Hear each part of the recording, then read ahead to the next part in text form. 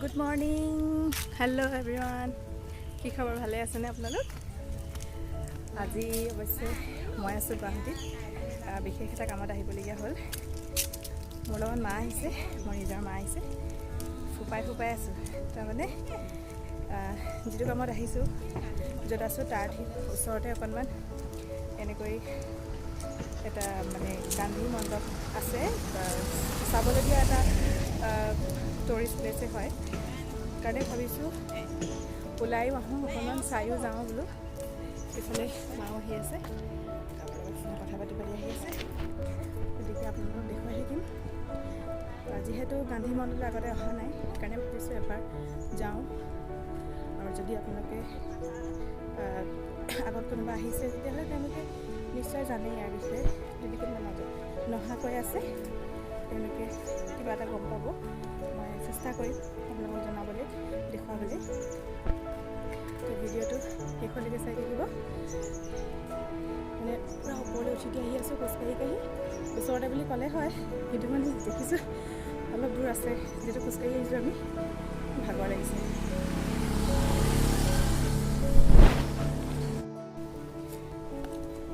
আহিছানে? গৈ আছোঁ। কেনেকুৱা লাগিছে এইটো কোৱা? বহুত ভাল লাগিছে পৰিৱেশটো।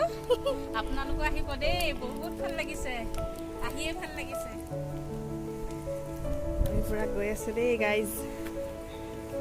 ভৰি বিষাইছে নি? ভৰি বিষোৱা নাই, আনন্দতে ভাল লাগি আছে, কিন্তু ফুফাইছোঁ দেই। ওপৰলৈ উঠোঁতে অলপ ভাগৰ হেৰি আহে। এইযোৰ হিল পিন্ধি আহিলা আকৌ, হিল পিন্ধি আহিলা। মই জোতা পিন্ধি আহিলোঁ, মজা হৈ গ'ল সেইকাৰণে।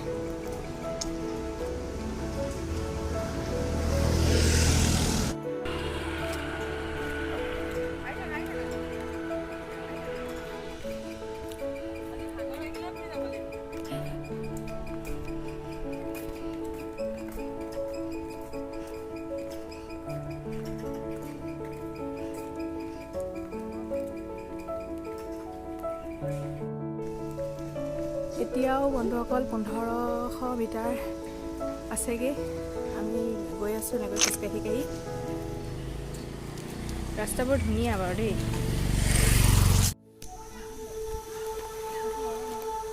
এয়া এভাগ শিৱ মন্দিৰ, প্ৰাকৃতিক শিৱ মন্দিৰ, নৱোদয় নগৰ গান্ধী মণ্ডপত।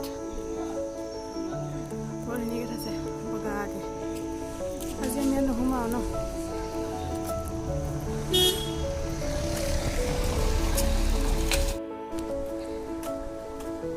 আৰু 100 মিটাৰ।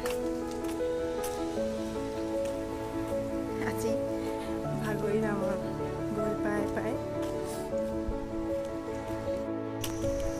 পাইছোঁহি দেই, ফুপাই জোপাই।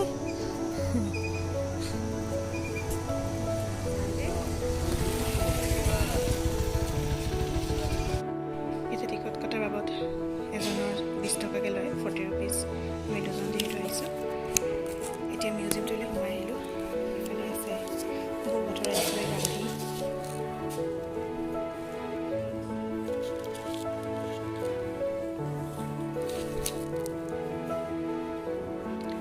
এইটো মহাত্মা গান্ধীৰ জন্ম ঠাইখিনি।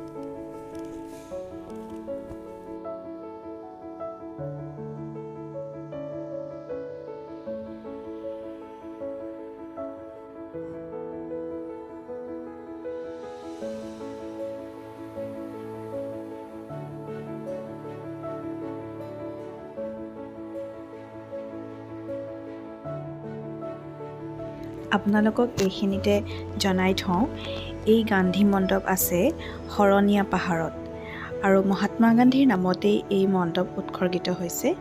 1970 চনতে এই মিউজিয়ামটো বনাইছিল। 320 ফুট উচ্চতাৰ এইখন হৈছে জাতীয় পতাকা। এইখন চাওকচোন, ওপৰলৈ ইমান ধুনীয়াকৈ উৰি আছে।